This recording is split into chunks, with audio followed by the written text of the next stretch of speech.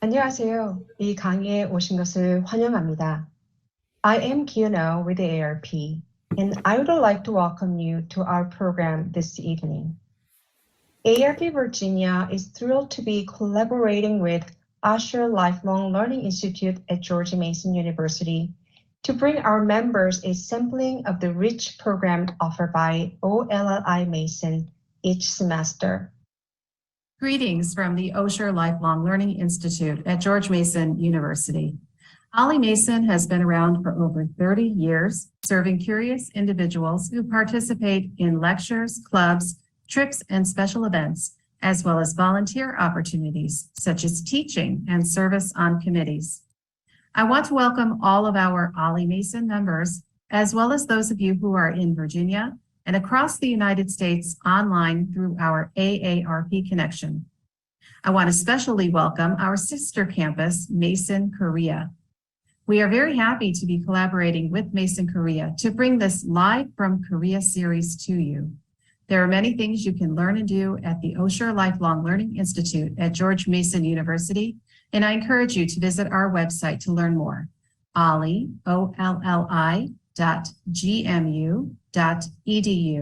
Thank you and enjoy the presentations. Hi, I'm Mark Ginsberg, George Mason University's Provost and Executive Vice President, and greetings from George Mason University, Korea, where I am today in beautiful Sangdo and Incheon, South Korea. It's a pleasure to encourage you to take part in and participate in Live from Korea.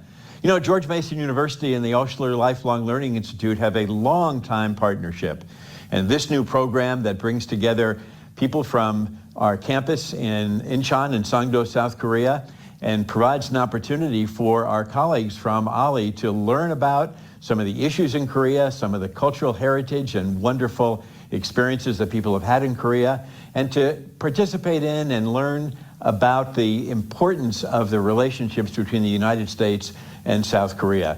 George Mason in Korea is an important campus, an integral and related experience that our students have the opportunity to participate in. And I know that you too will benefit from, enjoy, and have the opportunity to learn about these important relationships. I hope you enjoy Live from Korea. Greetings. I'm Robert Matz, Dean of George Mason University's campus in Korea.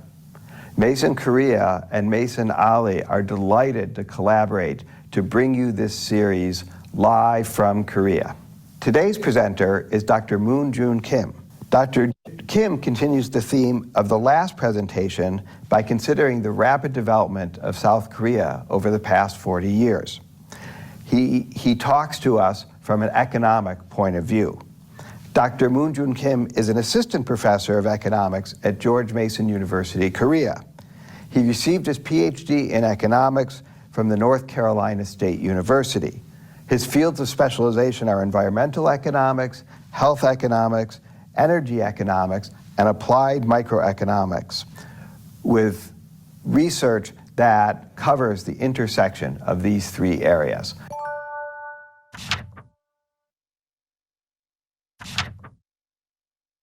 Let me tell you a little bit about Mason Korea.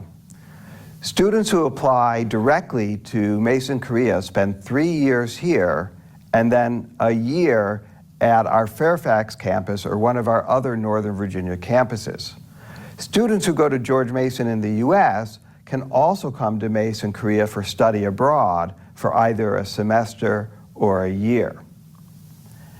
If you'd like to learn more about Mason Korea, including opportunities for students to study here or possibilities for supporting scholarships for Mason Korea students, please go to our website at www.masonkorea.gmu.edu.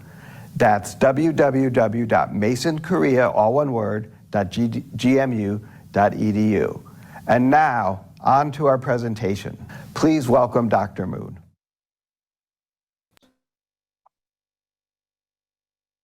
Shall we start? it's a little different from the format I have been experiencing, so it's a little awkward to me, but because I was expecting to have questions during the seminar and some like interaction opportunities during the talk. But yeah, let me do the lecture first, and then maybe we can have more about 10 minutes about for the Q&A. So if you have any questions, please say it and give me a question after the lecture.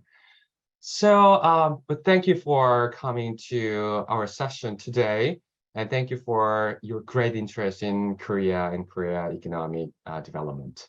So today's talk is about the title is The Miracle of the Han River and Beyond, and you are seeing the little photo of the Han River in South Korea. Okay. I didn't know that Dean Matt will gonna introduce about myself, but so I made some slides about introducing myself to you.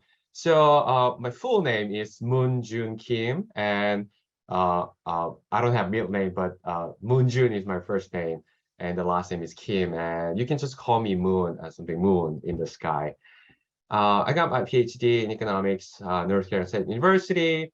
And as Dean Matt introduced, my research area is the environment economics, health economics, and energy economics. They are mostly about the sustainability and health. And before joining the Mason Korea, I did some of my teaching experience in Elon University, which is a liberal arts school in North Carolina. And I went to China, and there's a Duke University China campus, and I worked there for 3 years. And right after the COVID-19 occurred, I came back to Korea, and I worked for the Korea University for 2 years, and I joined Mason Korea this February. First, so I made a slide for you to have some little bit of the background about how much your knowledge about Korea. So I thought we have a little time for interaction, but yeah, just think about how much you know about Korea. Anything. It can be the food. It can be any friends. It can be any city. It can be something about history. It can be something about songs, singers, something like that. Okay. So, but the important thing here is that when I was in the States, every time I introduce myself to American people, and they always ask me, "Where are you from?" I'm from Seoul. But I was wondering if they know about where the Seoul is. So first, I'd like to know where South Korea is and where the city of Seoul is. So this is the map from the Google Maps. Showing the area of the East Asia countries. So I think that you should know that where the China is, which is one of the largest countries in the world. So China is at the very in the middle, and if you see on the right hand side, there is a Japan, and there are little peninsula between China and Japan. It's called Korean Peninsula. And Korea also divided into two. There's a North Korea and South Korea, and the bottom part of the Korean Peninsula is South Korea. And I'm in South Korea now. Okay. So you now see where the South Korea is. However, it's really a little hard to imagine how big the South Korea is. So here is a little map comparing the size of Korea and with other regions. So if you see the picture on the right left-hand side, it compares with the size of South Korea with the state of Alabama in states. And you can see that it's quite similar between the size of state of Alabama and the South Korea. Also, it's very compatible with the size of England or in the UK. You know, the UK, United Kingdom, consists of 4 different countries: England, Wales, and Scotland, and Ireland.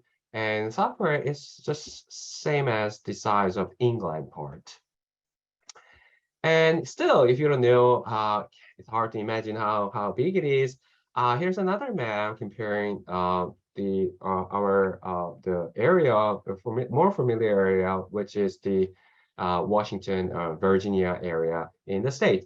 So you see that if you compare with Korea, and there's Washington, D.C. at the very center of South Korea, and you can see how big the South Korea is. So it's kind of very small country. Okay.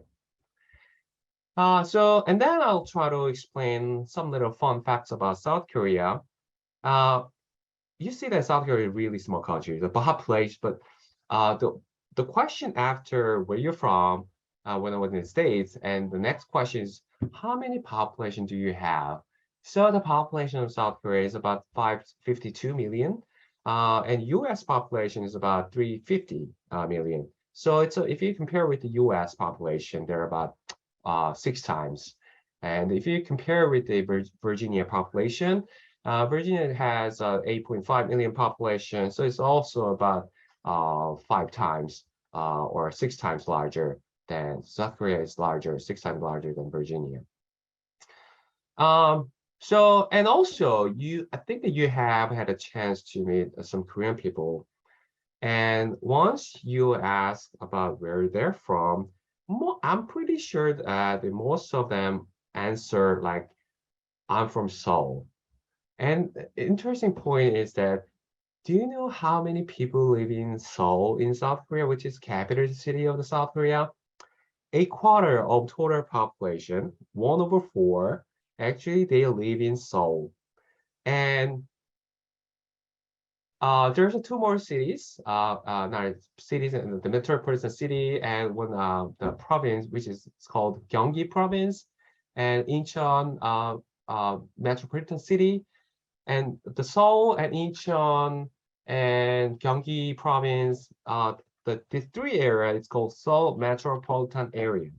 So a half of total Korean population live in this Seoul metropolitan area. So, but they know that if they are living in Incheon or some part of the Gyeonggi province, the foreign people, they don't know where it is. So they just say, oh, I'm from Seoul. So if you ask South Korean people, and they are highly likely that they're from Seoul. And the ethnic groups is a little different, quite different from the combinations, population combination in the States.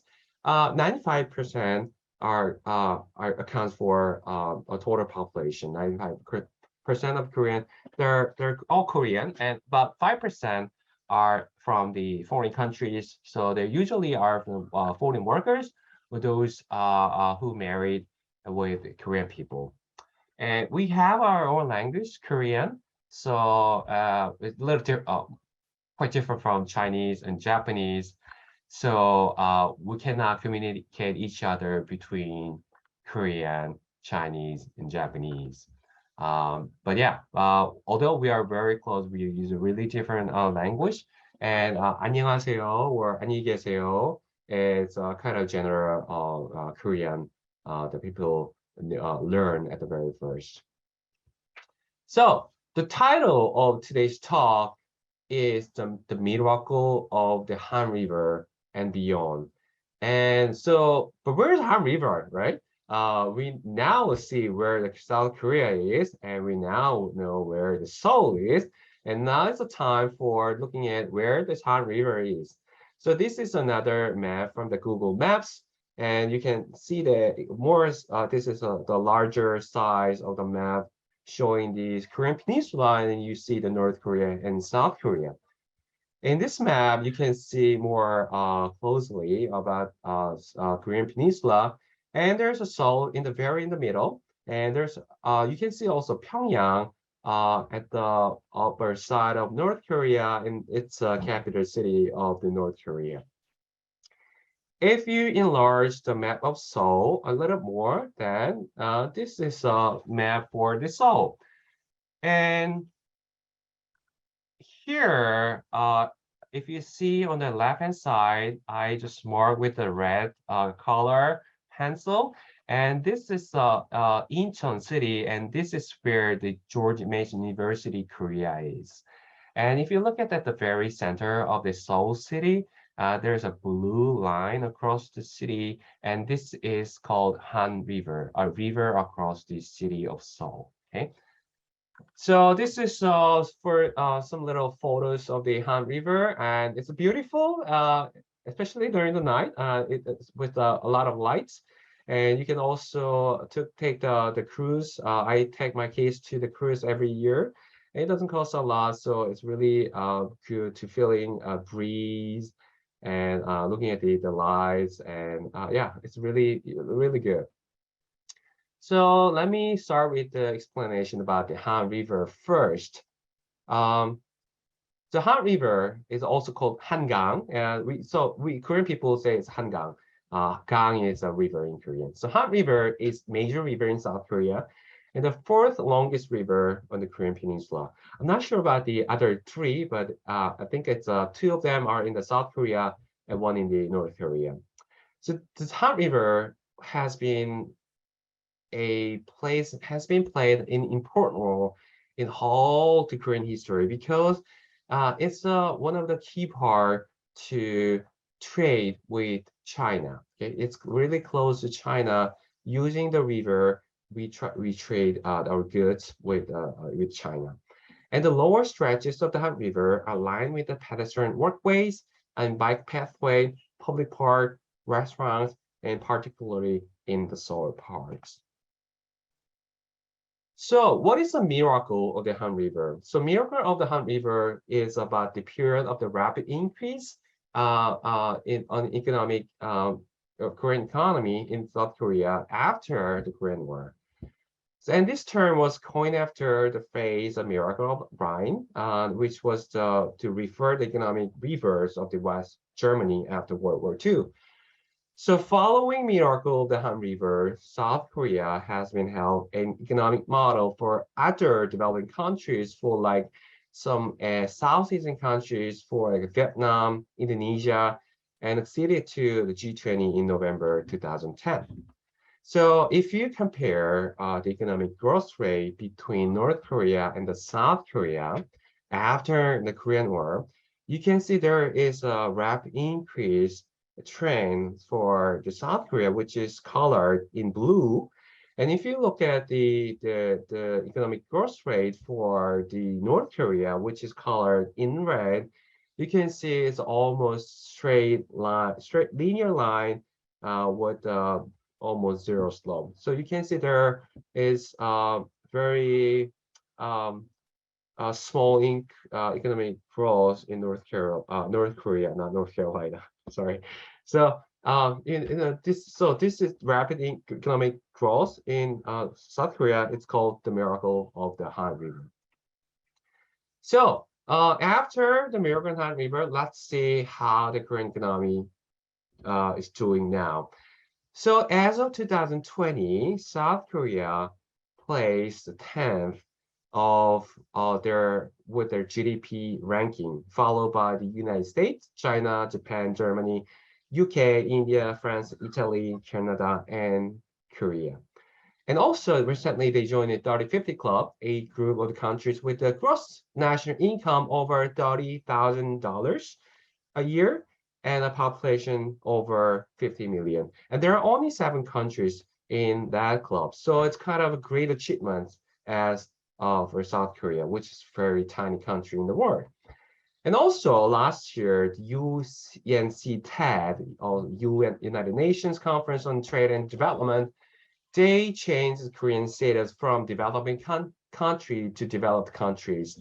And the upgrade is the first by that agency since its establishment in 1964. So no countries ever had changed their status from developing to developed countries, but only Korea. Okay, so now Korea can be considered as one of the developed countries.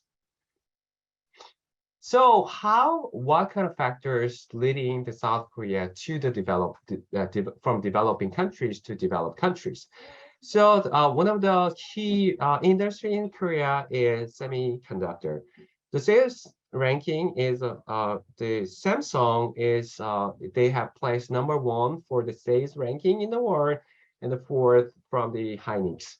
And also they're really good at the 5G network, and Samsung, LG competing with the other world-class competitors, Qualcomm, Ericsson, and the Chinese company Huawei.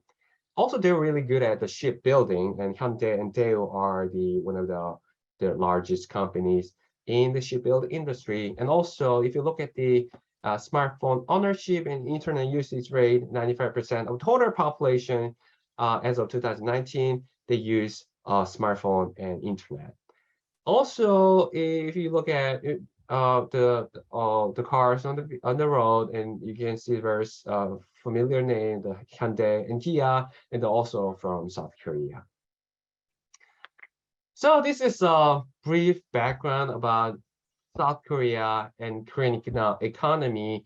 And now is the time to introduce about what happened in South Korea and how what kind of procedure they experienced to make to be succeeding. Okay, so the title of the first chapter is World Poorest Country.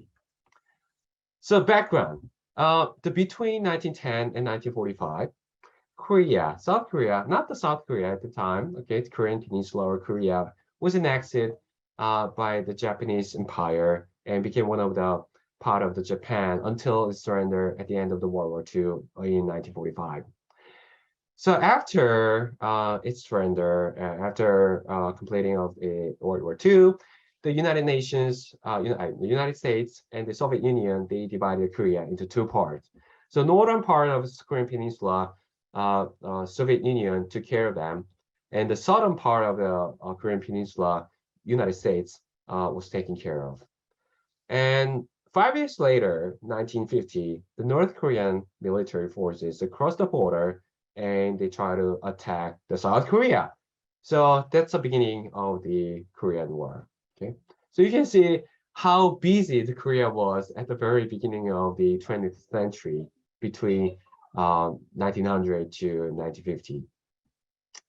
And with the start of the Pacific War in 1941, when Korea was part of the Japanese colonial Japanese colony, and Korean economy declined as the Japan has to fight with the war, and so they need a lot of supply from all of their colonies. So they took all the human resources and natural resources out of Korea to use for their war.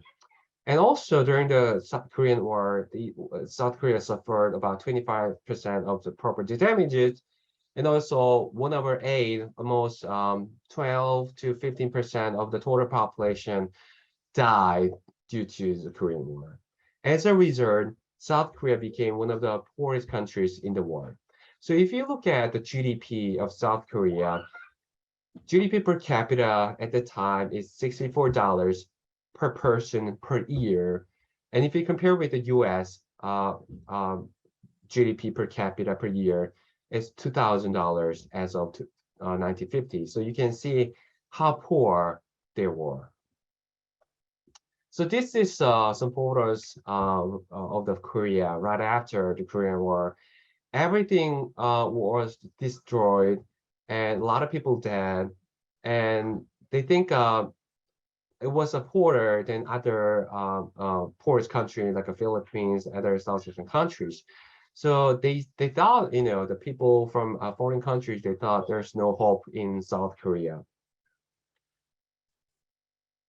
And it's a chapter for economic development after what happened after the Korean War.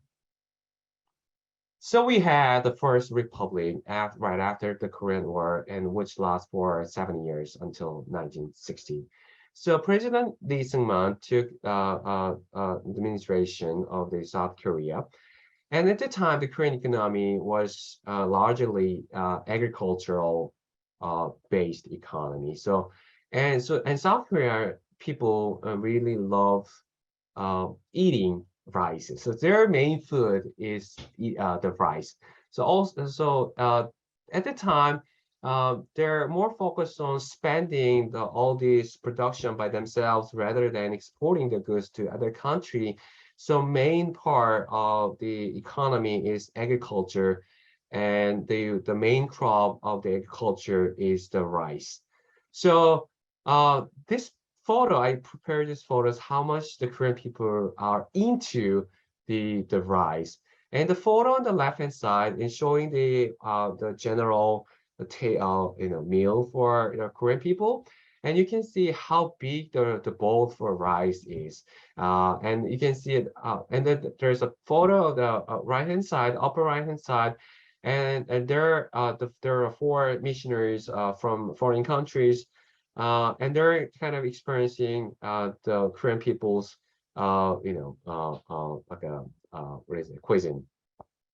So they're experiencing how much Korean people eating, and there is the photo on the right bottom on the bottom on the right, and the bowl on the right hand side and shows how the bowl size of it at the time, and the bowl on the left hand side, which is the white bowl, is the size of the bowl for rice at now at this moment. So you can see how the bowl, how large the bowl was at the time.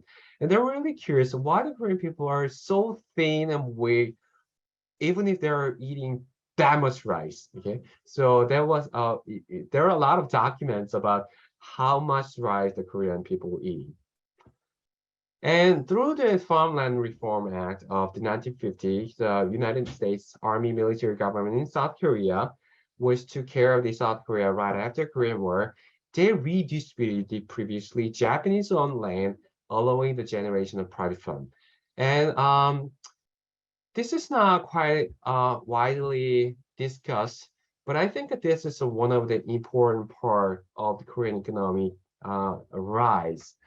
Because if you compare with the North Korea, because there are communism based, okay, there have a communist party like Soviet Union and China, and so all the properties went to the government. The government owned all the property, so and then they can share all the outcomes to the people.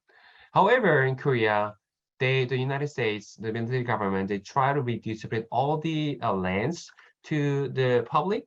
So now the people have the land, and they have incentive to work hard to make larger economic production, so that they can earn more money, so that they can be richer than before. So this kind of redistributing the land and having incentive to be work harder for their own economic benefit. It's like it's the first moment they accepting the market mechanism from the states. Okay, so this is one of the key parts making changes or difference between South Korea and North Korea. Oh, this is another photo of the rice, and you should see this the bibimbap in some of the Korean restaurants in the States. They really love rice. They just put everything into the bowl and mix it with a lot of veggies and some of meat, and that's just one meal for Korean people. And I think it's kind of a Korean style, like a burrito bowl you can find in the States. Okay. And right after the First Republic, we have the Second Republic, only exists for 1 year. However, it's kind of very short period of time, which is 1 year. However, it's kind of very crucial period for entire Korean history in terms of their changes in ideology and policy. At the time, the prime minister and their Democratic Party held a stand of the extreme anti-communism, which is which is for the very similar to what the North Korea are pursuing. But also they are trying to have a policy for economic growth. So it's called economic first policy, with a state-led capitalism promoting the economic cooperation with Japan. at the time still, their relationship with Japan is a little awkward, right? They really have a bad feeling about Japan, but they saw that how Japan achieved their economic growth after World War II, from the 1945. They opened their port to the Western culture, and they try to adopt all the Western economic development models to develop faster. So they saw that, oh, we have to, so we, by protecting ourselves from communism, we should follow the Japan to catch up with Japan or other developed country to make an economic success. And however, in 1961, there was a military coup by the General Park.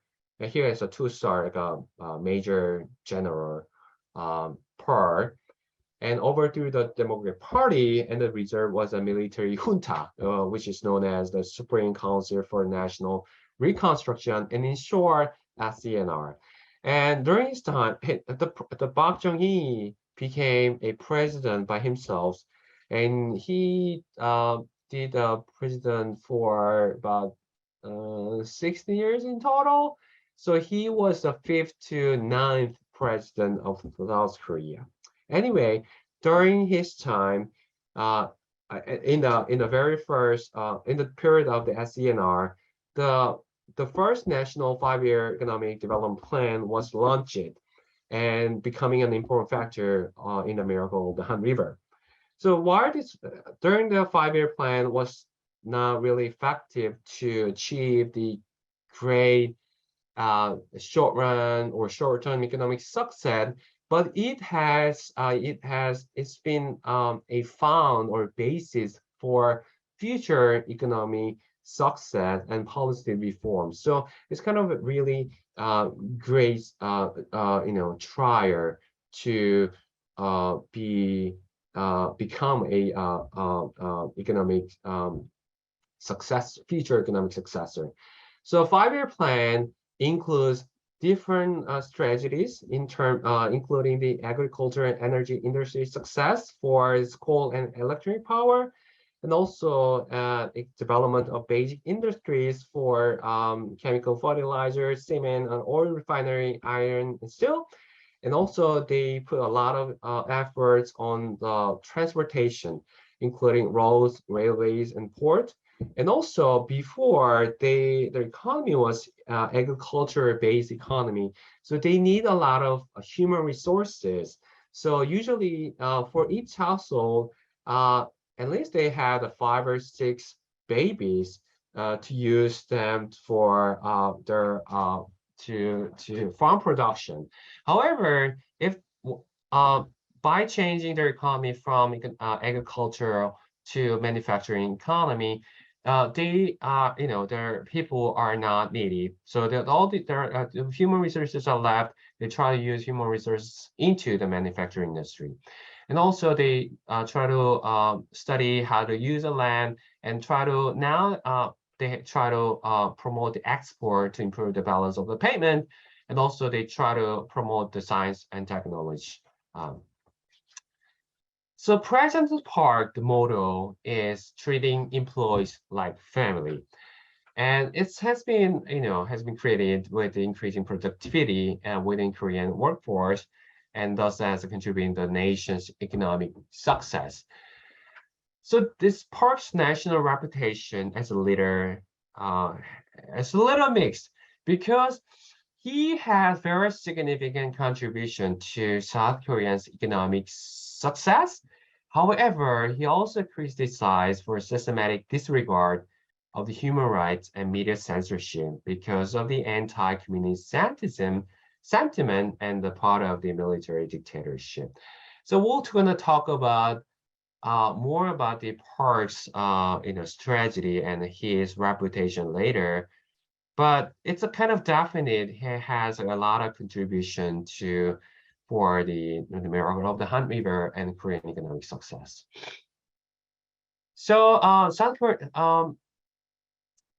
the one-party regime of the SENR, the leading party, which answered only the small constituency of the ruling or military elite, and South Korea economic restoration was prioritized at the expense of human rights as part utilized the abundant supply of cheap labor.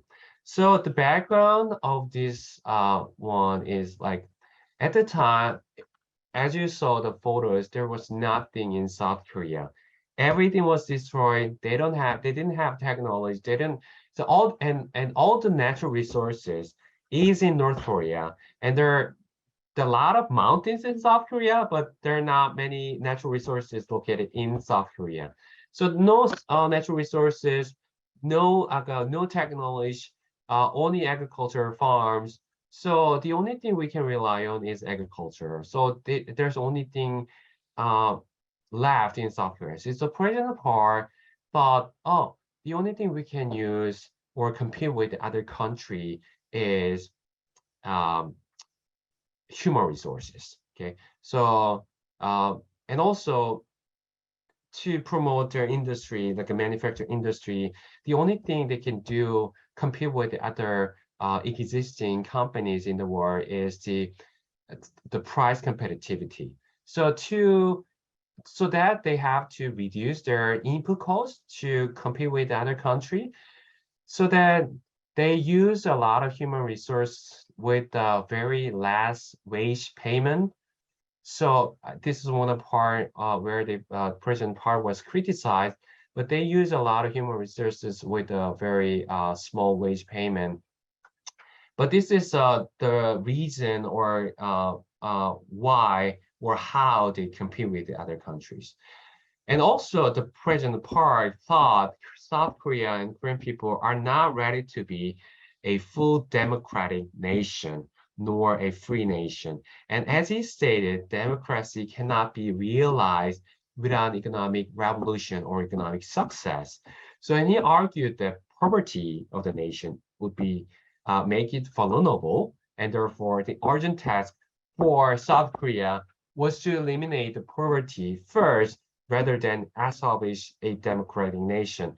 So I'm not sure, there are a lot of critics about that, but as a result, you know, it's kind of hard to compare with which one is more important. But at the time, if we didn't have that kind of period for looking at economic development first, rather than having more democracy nation, I'm not sure.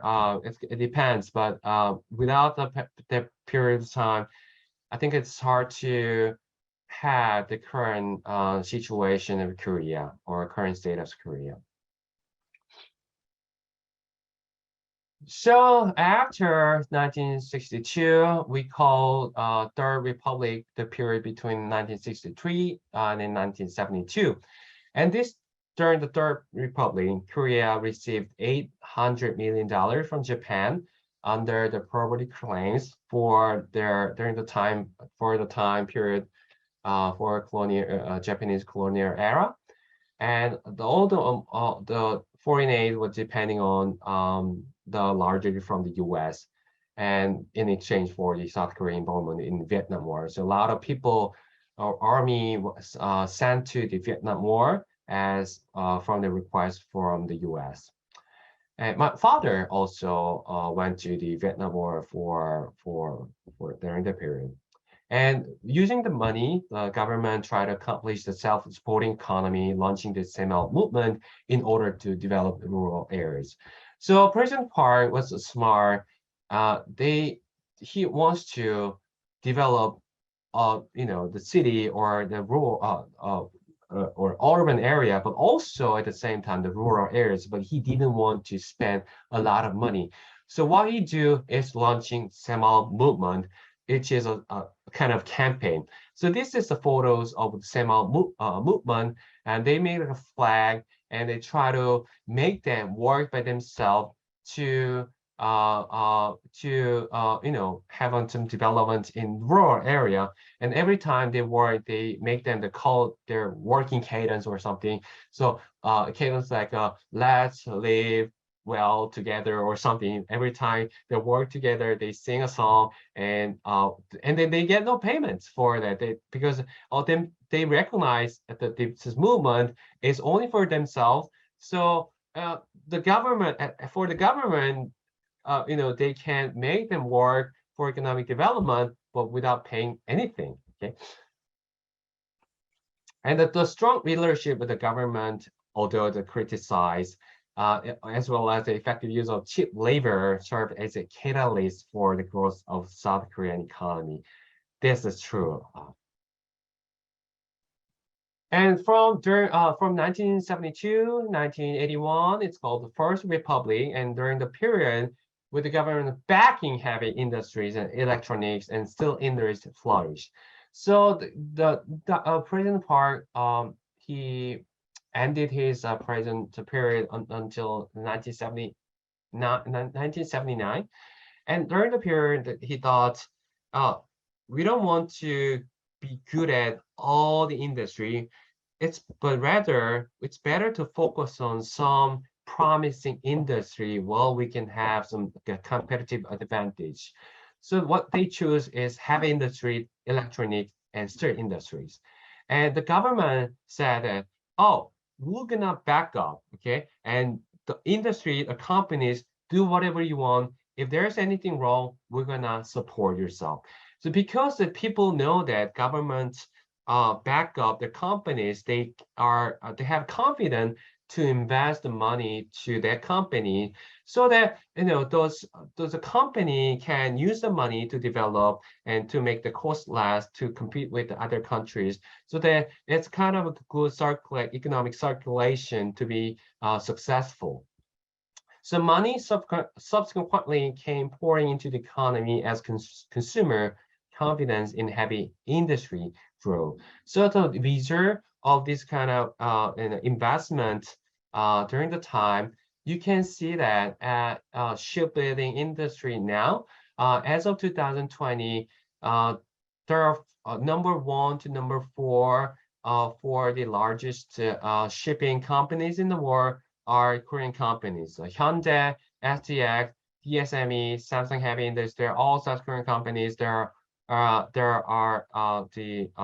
have a largest market share in shipbuilding industry. So shipbuilding is for not only for the small ships, but for the ships used for trade or cruise ships or some very big ships.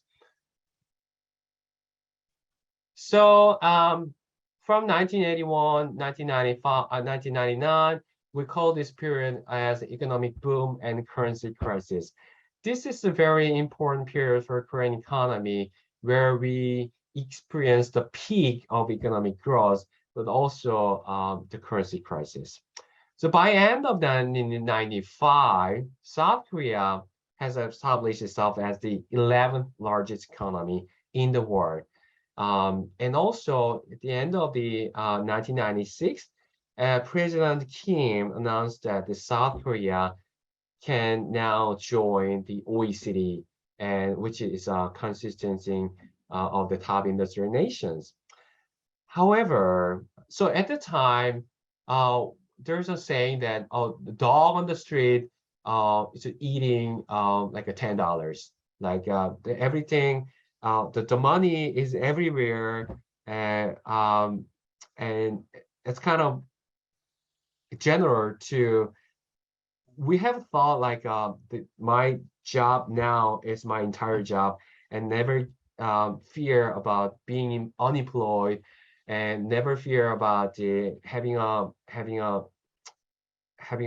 home, having a job, and it's kind of everything went well at the time. However, there was the systematic problem remained within the political and the financial system, because South Korea, as an economic side, they were bad enough to be qualified to join OECD or competing with the other developed country. Because of those rapid increase, they didn't have a well systematic financial system, which means that it's not well organized, it's not well audited, well managed. So there's no one saying it's correct or not. So they are just lending the money from the bank or other country, and they try to do the business regardless of their productivity or how much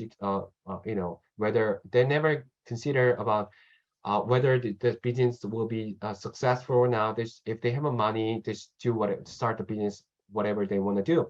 So with Samsung, they used to have their car, automobile brands. So Samsung also had their car brand, which is called Samsung Motors.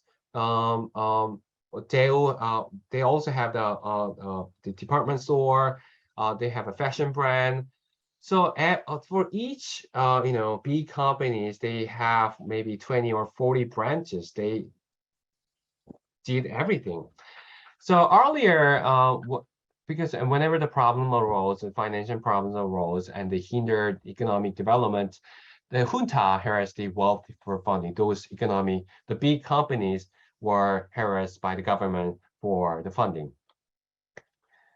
So, as you know, there is East Asian financial crisis occurred in 1997, starting from Thailand. South Korea was not a concern at the very first, but the foreign investors, they thought if there's something happen in East Asian country, although it's starting from Thailand, the South Korea will have an under impact. So they try to ask Korea to pay off their debt, but South Korea, they didn't have the money at the time. And and also foreign investor try to sell the Korean currency, and they try to change their currency to the US dollars. In the market, there are a lot of Korean currency because the people try to buy the United States dollars from the market. So, but because there are a lot of Korean currency in the market, the South Korean government to address the risk of the inflation, they have to buy the Korean currency from the market. So they use their US dollars to buy the Korean currency from the market. So at the end, the Korean government, they are lack of US dollars to pay off their debt to the national or the other countries. The country reserves were severely limited at $6 billion, and that's it. So they claim a default at the time, and they asked the International Monetary Fund to borrow some money for the short-term relief for about $57 billion in exchange for drastic reconstructing for Korean markets. So they got the money from the IMF. However, they have a lot of pressure to reconstruct the financial sector and to make it more transparent and more market-oriented and better supervised. And those firms were obliged to reconstruct in a way that allowed the international organizations to audit them. So before the international currency crisis, they just did whatever they want, and the government has a really close connection with those the companies, a lot of lobbying. However, after the international currency crisis, it was a period that they can renew their system, and we're still suffering from those side effects from the current currency crisis, but it's a kind of time where they can have more developed financial system.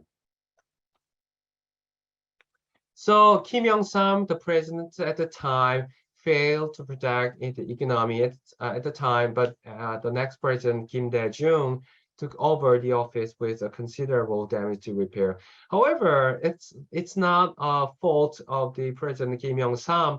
It's kind of there was a trend that having all the international economic environment was really good. So it's kind of general to expand their economy as much as they can. But the only problem at the time is that the economic growth was really short and fast. So they're not ready to manage those kind of crises. And the new president was really openly opposed to the Jebel. We're gonna talk about it later, which is about the those few big companies in Korea and the financial and government system at the time. And after his election, along with the efforts for the citizens, the $15 billion the debts put together by the International Monetary Fund, and the country paid it off its entire debt in 2001, 3 years ahead of schedule. So they're really fast in economic growth, but also they're really fast to paying off its debt. So it's another part of the miracle of the Han River.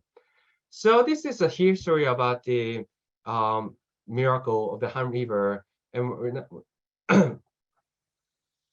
oh, sorry. So far we talked about current history of the miracle of the Han River, and now I'd like to talk about a few factors what drives those Korean economic development in very short period of time.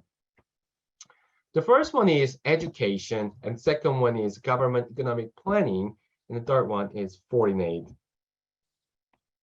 So not sure about how much you know that, but South Korean people really into education. Like I said, we don't have natural resources. We have very small size of the nation, and only thing we can rely on is human resources. So that's why we are really putting a lot of efforts to have a better education system. So starting the primary education in 1951, the high school, primary school, middle school, high school education are provided for free. I know it's same as the United States, but kind of last country that provides among the OECD countries is the last country that providing high school education for free. Anyway, and also everyone is entitled to excellent teachers. So in Korea, it's really hard. I'm not sure in the States, but in Korea, it's really hard to become a teacher, especially for the primary school teacher. Only very selective students can go to the university or college to only for training, only providing training for the primary school teachers, and also only for those who has highest GPA during the college or university, they can apply for the track for becoming a middle school or high school teacher. So those teachers are really high quality in South Korea, and of all teachers, about 30%, over 30% have degree over the master's degree as of 2012. And also we try to put a lot of efforts in the student potentials. So college enrollment rate in Korea was 27% in 1980, but now 72% as of 2020. I'm pretty sure it's much higher than as of 2022. The Korean government also amended the Lifelong Education Act in 1999 to improve Korean quality of life and enhance the social capacity, and has further built a lifelong education system like OLLI we have today. So participation rate in lifelong education in Korea is steadily grow, and in the last 5 years from 2008 and 2012, so it's now at 35, almost at 37% of the participant rate for the lifelong education. And also Korea students has a very showing the high academic achievements. And according to the PISA, which is OECD program for international students assessment, and the International Association for the Evaluation of Economic Achievement, South Korea plays in a very high rank of their total country ranking. So this is map showing the worldwide ranking for PISA, and you can see here Korea placed on the 6th, starting from China, Singapore, Macau, Hong Kong, Estonia, Japan, and South Korea.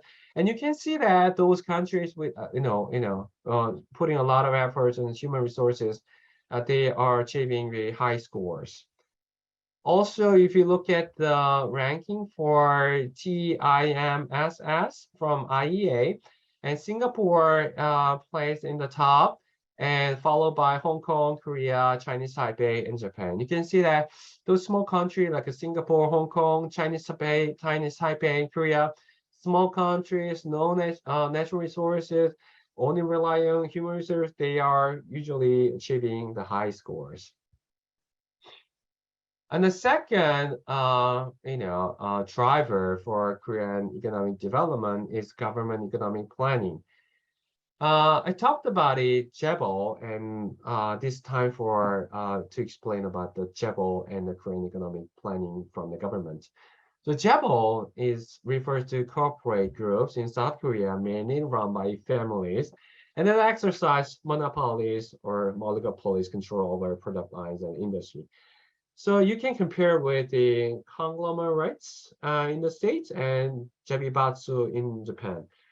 So the common JEBO you may know is Samsung, LG, Hyundai, SK, or those the big brands from South Korea. They're called JEBO, and they had a lot of close relationship between government, and those are had a position opposed to government. They're gone now, but if you see Samsung and LG and other big companies still alive, and you can imagine that they are really good at the connections with the relationship with the government. And the President Park Chung-hee support the rise of JEBO groups because, like it said, he thought Korea is not ready for democracy, and it's better to achieve economic success first. And then rather than putting all the money to all different industries, he thought it's better to focus on few promising industries. So they all put a lot of money on the JEBO, and they asked them to produce the goods more cheaper price because the government, support the price, so they compete with the other companies. So according to the George E. Ogle published in 1990, 10 JEBO families were responsible for 60% of the growth of the South Korean economy during the miracle of the Han River. I'm not sure whether it's true or not, the rate 60%, but it kind of sure that JEBO has a lot of responsible for the Korean economic development during the miracle of Han River. And the last one is the foreign aids. Like I said, we got the money from Japan for the payment for the property, and also we got a lot of money. We said it's from UN, United Nations, but most of them are from the United States. So this table showing how much money how much assistance we have from the United States between the period of 1946 1976. So economic assistance from right after the World War II and until the Korean War, 98% economic assistance from the United States, and in a total, on average, 46% of economic assistance are from the United States. And also, we also got the military assistance during the period of the 1946, 1950, 2%. I think it's only because the U.S. military was joined as a United Nations. However, if you compare after Korean War, a lot of U.S. Military bases are established in South Korea. And 1976, 75% military assistance are from the United States. as a Korean national, we have to serve the military service for 2 years. I'm also myself is also served my military service in the United States Army for 2 years. So I finished my military service as a sergeant, and I worked with the U.S. Army. And the Korean government provide, so they got the money from the U.S. and how they spend the money is to the JEBL. So they give a lot of money to those few companies to develop so that they can focus on some few promising industries: the construction, chemical, steels, and heavy industries, shipbuilding industries. Okay. So this is overview of the history of the miracle of Han River, and also pointed out a few drivers that can make South Korea can achieve this the high economic growth rate within a very short period of time. Now I'm going to introduce about modern version of the miracle of Han River, which is a little different from the previous sections. I'm not sure about how much you know about the background of Korea, and you should know that you should heard about Gangnam Style or from PSI or Psy in 2012, worldwide popularity achieved. Also, the BTS is a K-pop leader, and now they just made President Biden for their to celebrate their the relationship between U.S. and Korea. And also, if you look at the movie industry, the Parasite and movie and drama industry, the Squid Game has a lot of achievement worldwide, and it shows that how much the Korean can be succeeded other than those traditional existing industry for like chemicals, heavy industry, shipbuilding industries. And I know we have another session in a few more weeks later about explain about Korean culture, pop culture. Okay. And also there's another success in sports area. I'm not sure about whether you are interested in soccer, but Sonny or Son Heung-min, which is the captain for Korean national soccer team, he also got the Golden Boot winner in the last English Premier League. And the person who scored the most goals in the season got the Golden Boot winner, and we're so proud of that. Korean, he's the first Asian player got the Golden Boots winner in the European League. So this is a brief explanation about all the positive side of Korean economic growth and their success. It's a time to think about, is there any negative side of the Korean economy, and what kind of things are discussed that may have Korean economy will face now or in the future. So if you look at this data, I got this table from OECD, the data. And if you look at the tab on the left-hand side, there are different indicators. And this table on the right-hand side, it's about suicide rates.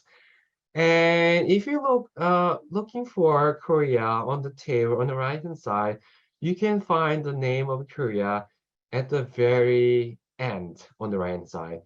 And the rate between first tier and the other tiers have you can see a lot of gap between the two. Per 100,000 persons, more than 20 people committed suicide per every year. So you can see that suicide rate is kind of very important issue in Korea. And a lot of people say that it's because of a lot of pressure in their life, because we have a pressure to be successful. Korean is known as a country work the most in terms of hours.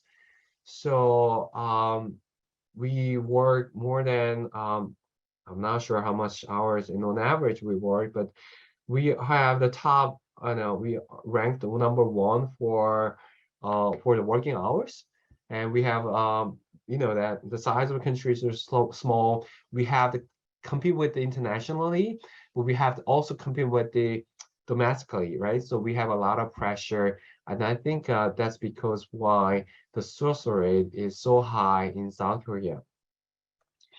Another problem of South Korea is it's another data from OECD, and you can see that the total fertility rates and the South Korea ranked #1 for lowest fertility rate, and this is the only country with indicators showing less than 1, which means that for each woman, on average, they're having less than 1 child over their entire life. So kind of serious. Like I said, South Korea is lack of natural resources, small size country. We can only rely on the human resources, but South Korea is really hard to survive. A lot of pressure, high social rate, hard to get married, hard to get a job, hard to get my own house. So it's kind of hard to think about getting married and having a baby. And so now the university in Korea, they have a lot of concern about lack of students.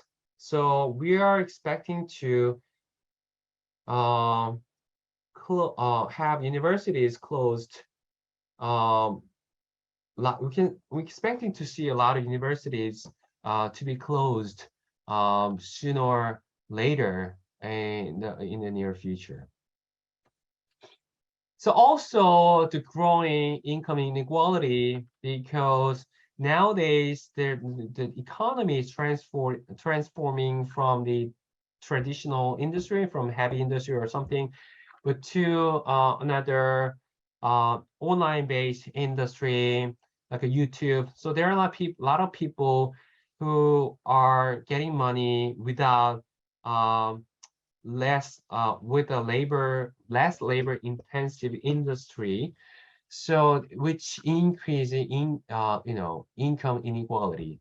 So if there's an income inequality, it will eventually result in health inequality between the different the income groups.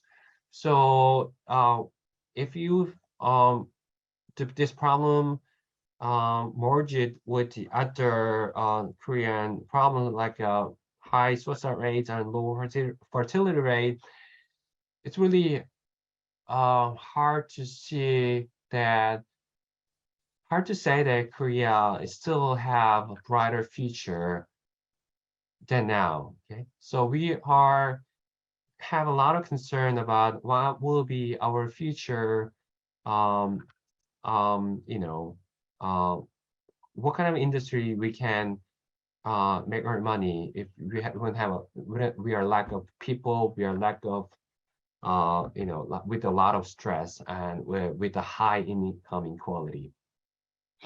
So this is end of my lecture. I know that we have scheduled to have a lecture until 8:30, so I think we have almost 15 minutes to have a Q&A session. But before that, thank you very much for listening to my lecture, and welcome to ask all the questions from the audience. Thank you. And if you have any questions, please contact me with my email address here mk238@gnu.edu. Okay, Mike? Yes, sir. You can open up the Q&A and see the questions there. Okay. So the first question is, I live in South Korea for 2 years, a member of Peace Corps. Okay, thank you very much. So pleased. It was definitely one of the most extraordinary and fulfilling years of my life. Thank you very much. Thank you very much. The second question is, Ireland is not a part of the UK like Scotland and Wales. Ireland is a divided country, like a Korean Republic, Ireland, South. Oh, my bad. I have wrong information. So thank you very much for correcting me. I'll never make the same mistake next time. Thank you very much. Is the Fourth Republic when the Samsung business expanded with government money? Samsung, I don't think I think it's from the Samsung has a different name in Second and the Third Republic, I guess. And they use the Samsung name brand from, I think it's the First Republic. So I think they were there before First Republic, but they changed the name from the different name to Samsung later. So it may be showing from the First Republic. The next question is, since the government supported business and business that were profitable required to support the government programs, what percent? What if the business fail? What are the consequences? So yes, government support the business, and the business that are profitable, they don't.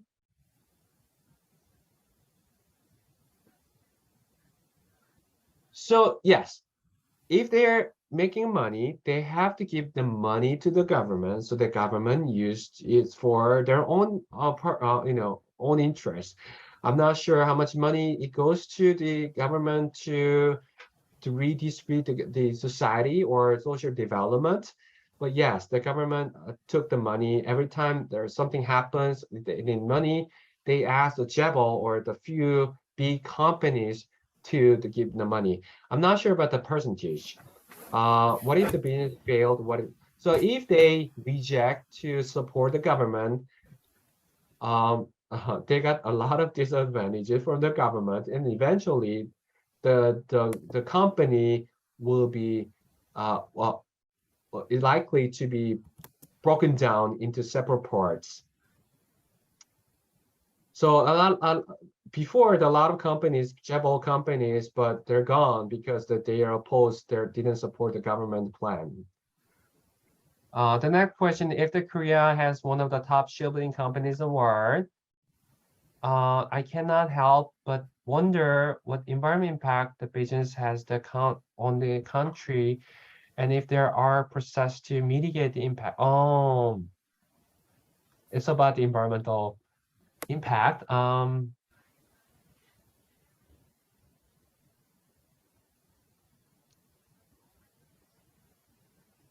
I'm not sure how they react about climate change and environmental. I know, yeah, it's very heavy polluting sources, those heavy industries. South Korea is having polluting permit trading system. They don't have a carbon tax system. So as far as I know, that they buy their permits from other companies to pollute more the pollutions in the air or in the water. But the governments are really care about the pollutings in heavy industry, yes. But as far as I know, we use the polluting permit system. Does Korea have housing issues for lower income citizens? Yes, we have. Considering the high population, I would guess there are folks on the spectrum of the wealth. Government subsidizes into, yes, we have a subsidy program for the low income households.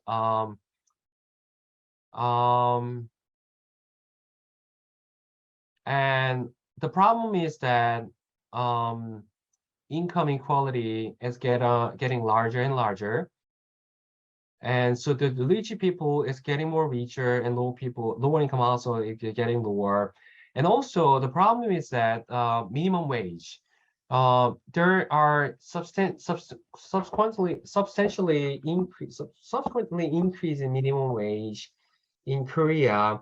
And as the minimum wage goes up, the companies or small size companies, business, they're reluctant to hire the people and it can be there are still issues, but a lot of people say that it's hard to hire the people with the minimum wage because of the large economic burden. So the government has a limited budget. They are trying to increase the tax rate for the wealth people, but we have subsidy programs for the low income household, but also they have subsidy for the healthcare plans, economic plans. We try our best to support the low income household, yes. But housing issues, yes, we have a program for that, but only for limited amount. What if the Korea's plan to address global warming, nuclear, wind, solar conservation, also address economic relations with China? Global warming, climate change, yes, we are in the international what is that? A cooperation, or we're in the Paris Climate Agreement system. We are trying our best to address global warming. Nuclear, we are using nuclear power. Last administration, last president are trying to address the nuclear issue with he said that we're gonna have a zero nuclear energy by 2030, but we just changed our president has just been changed, and the new president is now but because we have really good technology in nuclear, building nuclear power plants, and so the government try to relaunch the nuclear power plant system. I'm not sure about expanding the nuclear power energy sources, but I know that we are trying to maintain, at least at the current level, for the nuclear to maintain energy sustainability or supply, how can I say, maintenance. We also try to put a lot of renewable energies, wind, solar, and I'm not sure about the conservation part. The economic relations with China, still we try to the best with to recover the relationship within China, but because of the relationship between China and the United States, Korea, it's in between. We are highly relying on China for exporting, but we are highly relying on relationship between the United States for military and also economy side. So it depending on the situation between United States and China, I guess. Economy and living, like in Jeju. What is the economy and living? Jeju is a separate island from mainland Korea, and Jeju is a special city, and it's like Hawaii. You can guess it. So it's people go there for vacation, not much for the living. What if economy and live? That was so informative. Thank you. Thank you very much for your comments. Yeah, thank you. There was an important presentation. Thank you very much for your comments. Is high suicide rate due to pressure from parents to succeed or children pressure themselves to East Asian country? Those pressures are from parents at first, but also from peers. So you got a lot of pressure so parents, they got a lot of give the pressure to go to the good university. So once they go to the good university, the pressure from the parents will be minimized. They only give the pressure to get married, okay? But after going to the university, they are now have a lot of pressure from peers, because a lot of using the Instagram or social media services, they know that the people are really, they see like their news, the feed, they're really seeing that people are being successful and get a lot of pressure. Oh, then my friends get a high honor. They went to Samsung. They got job at the Samsung. They went to the foreign countries for like a PhD or something. So this kind of pressure they have, they feel like more. I think that this is kind of make them stressed. I think your answer to your question is both. From the parents before going to university or college, after going to college, they got the pressure from peers. The next question is, please explain why you think that is a lower fertility rate and necessarily a problem. Yeah, like I said, Korea, only resources they have is human resources. Lower fertility rate means that people are the population is going to decrease in the future. If we have and the lower population, lower birth rate means that there are going to be lower young generations to support the old generation, and the old generation will be larger than the young generation, so that larger pressure for young generation to support their health or economic support in the future. Next question is, does the young generation in South Korea desire or have they lost a sense of unity with the North? Frankly speaking, young generation, they are opposed to the reunification because it's been a while since we are separated, and we are really in a different culture, and we're different economic system in different economic status, and they're wondering how much we can be reunified, how much we'll be happier than now after reunification. And they saw that Germany has a problem from unification, although their the separating period is much shorter than the Korea. So frankly speaking, young generation, they are not really fan of reunification. Next question is what does the apartment along the Hangang cost rents due to purchase? Really high. You can see that those apartment price near Central Park or something or in the apartment price in Manhattan, really high. I'm not sure how much it's in the US dollars, but those apartments, those housings near the Han River, it's one of the expensive area in Korea.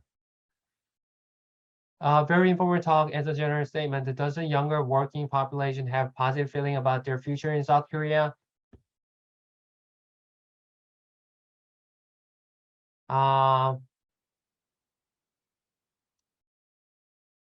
My answer will be not really, because like I said, they have a lot of concern about house and marriage and childcare.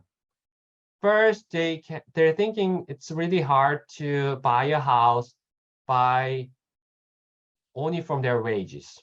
Second, it's getting hard to get married because there are a lot of pressure to get married, because in Korea or in Asian countries, to get married, it's kind of pressure that we have a pressure that the man should prepare a house before getting married. So because of this kind of pressure, they're really scared about getting married. Well, childcare, although they can get married, but the government support or the childcare support really low. So they're really afraid of having a child, and really expensive to grow the raise of kids in Korea. So because of a lot of economic issues, they are not really positive in the future in South Korea. Is college expensive? Because the tuition rate has been fixed over almost a decade. So it's much cheaper than the US, but still the Korean people think it's large. So if you compare with the States, if you looking at top private school university in Korea, one semester tuition is about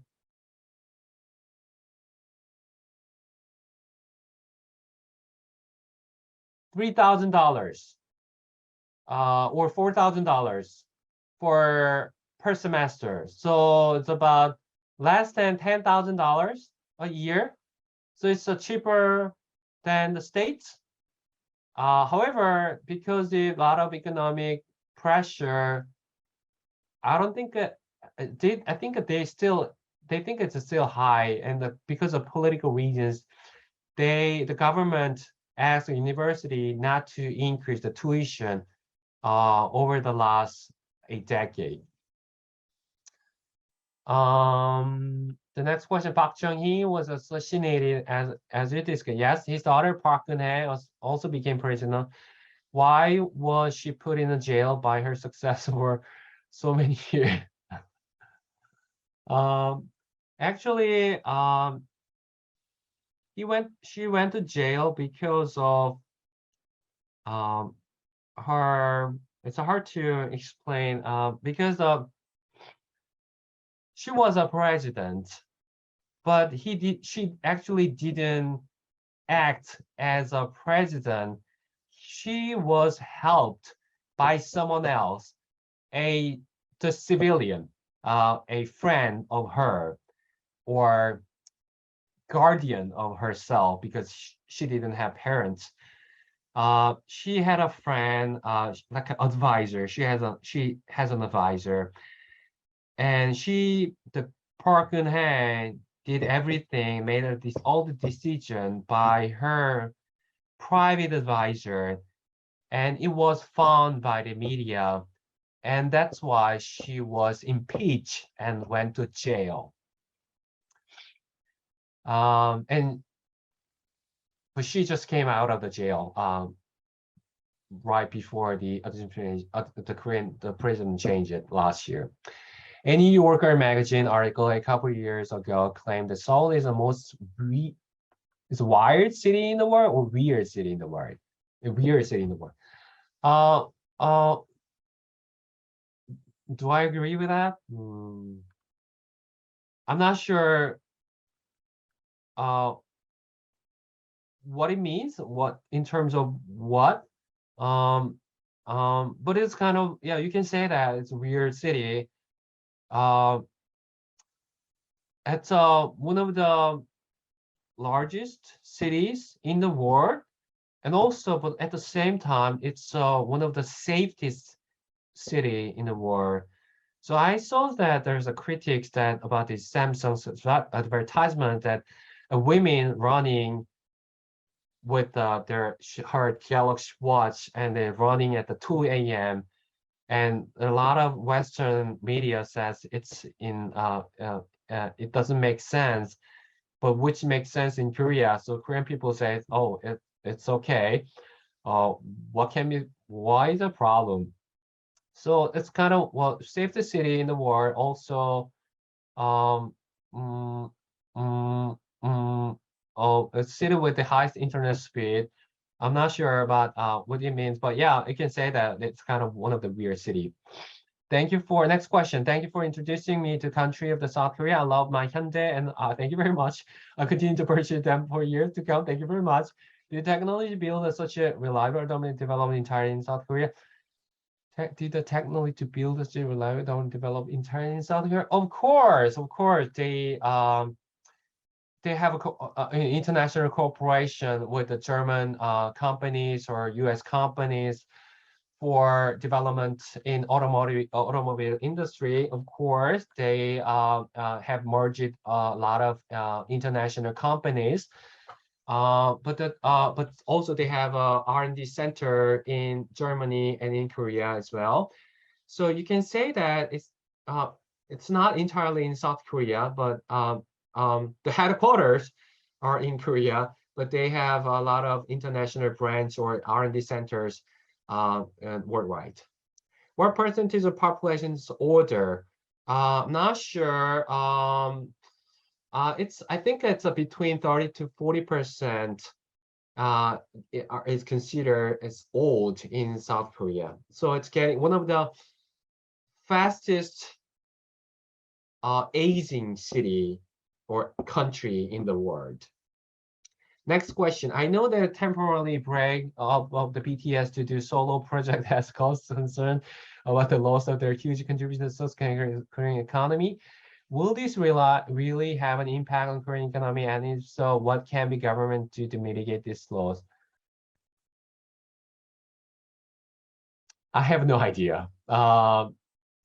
You may have this question to our next session is about Korean pop culture by Professor Lee. He is a expert of Korean pop culture, and I'm pretty sure that he had the BTS has a huge contribution to the Korean economy, but I'm not sure about their plan about break up and their solo project. Sorry for not answering your question, but please use your same question to our next session for Lee, Professor for Lee Yu-tak. The next question: how is the healthcare system for mental illness? So healthcare system, Korean healthcare system is the second best healthcare system in the world. It's 97. The entire population can have is enrolled for government single mandatory healthcare system. We have healthcare system for mental illness. We have I'm not sure exactly how much the financial system or subsidy for mental illness, but we have strong healthcare support for all illness, including the mental diseases. Next question. I'm a big fan of K-dramas. One series, Move to Heaven. Thank you very much, which is an old drama. Led me to believe that South Koreans suffer a great deal from the feeling of the social isolation. Yes, which would also explain high society. Yeah, I think so. Yes, is social isolating a big issue? So yes, it is. It's getting severe as after pandemic, COVID-19 pandemic occurs. Before we have a chance to go to the office to work with, interact with other people, but after COVID-19 occurred, people are now have an option to work at home, isolated, and they're using those social media networks. And the social media, yes, it's getting more severe issue, and I think it's more highly related to high, suicide rates as well. By order, I mean percentage over 65. Yes, 65. Yes, over 65. About 30 to 40%. Yes. Yes, 30 between 30 and 40%. Yes. The Korean history before 1910 is fascinating. Please spend a few minutes discussing Korean history from Silla Unification toward the Japanese explanation. It will also be interesting if you discuss the San Ilnar. Okay, a demonstration against the Japanese. Thank you very much. So this talk was focused on the miracle of the Han River, which is a modern or recent economic development. If I have a chance later, I'll spend more time on the past Korean history before 1910 or before the Korean the miracle of the Han River, before the World War II. How often are Koreans to other cultures and marriage opportunity? Can you help lower? It depends on individuals, their parents. Like I said, the population composition is like a 95%. Okay, wire. 95% of the population is Korean. So parents, frankly speaking, are not really open to have foreign spouse. But it depends where the culture is getting more open to other cultures. So it depends, but it's getting more easier than before. By wire, I mean internet connect. Yes, yes, it's most yes. High. Once you landed in international airport in Incheon, you can just connect it with the wireless, and then you can experience how fast it is. Yes. Do you have any other questions? Mike, do you have any other questions from audience or any? No, sir. we're- I think that I think that pretty much covers it, and we've run a bit past our time, so I think this would be a good point to close. And thank you very much for your presentation and your time with us. Thank you very much. Thank you. I really appreciate. I'm really honored to spend my time here with the audience here, Americans, and I'm hoping to have this kind of opportunity in the future to interact with more and introduce more about Korea.